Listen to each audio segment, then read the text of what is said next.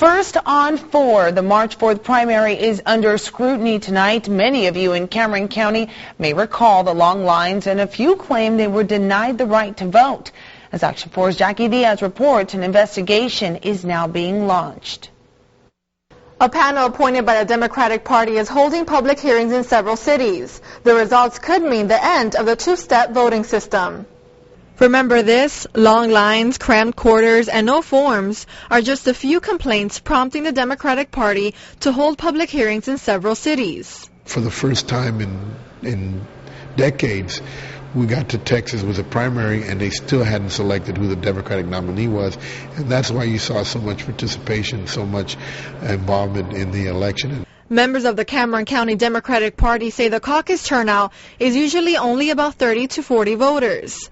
But this time around, several hundred showed up, something the party did not prepare for.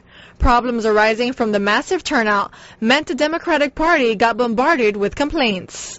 Based upon the comments that he had heard, that it was necessary for us to take a look at this thing again, change it, eliminate it, modify it, whatever, and come back with recommendations to him and ultimately to the legislature. Today's hearing brought more complaints than just cramped polls. Some voters feel the whole system needs to change. The primaries are held in a two-step system. This system works by counting 2/3 of the delegates based on the actual vote, and 1/3 is based on the caucus held on election night. You have 100% participation in the primary, but the caucus system returning is only around 25%.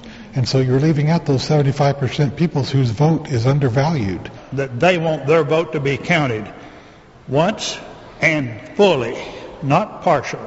The two-step system takes away 1/3 of the power of the primary voters to select their presidential delegates. Chairman of the Democratic Party, Senator Royce West of Dallas, says everyone's opinion will be taken into consideration. We got the perspective of some of the people here in the southern part of our state. We got that perspective. Now we're going to other parts of the state to see exactly how other people perceive it. The findings of these investigations across the state will be presented to the Democratic Party and eventually the legislature. In the studio, Jackie Diaz, Action 4 News.